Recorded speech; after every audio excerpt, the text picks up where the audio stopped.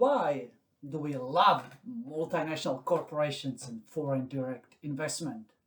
That's the question. What is the case for these companies to exist, to promote investment by these companies across borders, and not to make a hassle about their operations? Well, there is a compelling economic logic for these companies.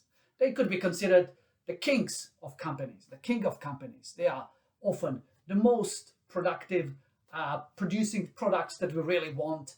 We would rather have a Tesla car rather than some crappy car produced by just a domestic company.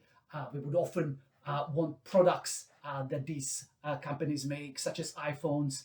And all these benefits to consumers also benefit often the host countries. These multinational companies bring jobs when they establish new factories. Often these jobs are better paid than the jobs provided by the local companies. So the case for MNCs is based on overall economic benefits of these companies, on the superior capabilities to create higher quality products, to create better jobs, and to provide a range of benefits both to home and host countries. This view that is for MNCs is also linked to dispelling some of the myths about these companies. So one of the myths is that these companies are somehow all powerful and quashing the power of governments. Well, that could be pretty far from the truth. Governments are strong and powerful. They do have the power of regulation, of making the multinationals pay through various fines or through policies of the governments. Sometimes they can even nationalize the property of multinationals. So the multinationals do need the governments, and while they might be getting bigger, still there's so many governments that are bigger than MNCs. And the so-called race to the bottom is perhaps also not true if we kind of look at it from the perspective of the case for MNCs. The race to the bottom is saying that multinationals are seeking the cheapest labor costs around the world, resulting in extremely hazardous conditions for the workers. That multinationals are looking for countries where they can hurt the environment because they try to evade high regulation in their home countries.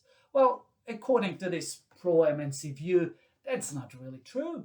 When we look, for example, at the reasons why MNCs invest abroad, yes, they do seek countries with low taxes, but as part of that reason is the ease of paying taxes and the quality of the tax system. You don't want to go to a country where you're going to be hassled, and nobody would want that. So multinationals, when they look for investment abroad, they actually, as number 2 and 3 reasons, list the R&D capabilities of those countries, or their innovation and technological capabilities. So they want us to be smart. They look for countries where the governments and people invest in their education and try to be smart. So there's nothing wrong about that, surely. If we look at, I think, reason number 4 for multinationals to invest abroad, it's actually the quality of the legal system. Countries have good institutions that are not corrupt, that create a clear and predictable business environment for everybody, including the multinationals. So overall, there's a lot to say to praise the MNCs for their superior capabilities and potentially superior benefits that they bring both to host countries and to the home countries that send them out to share these blessings of highly sophisticated, highly productive, high quality companies that offer the best possible jobs for people and for the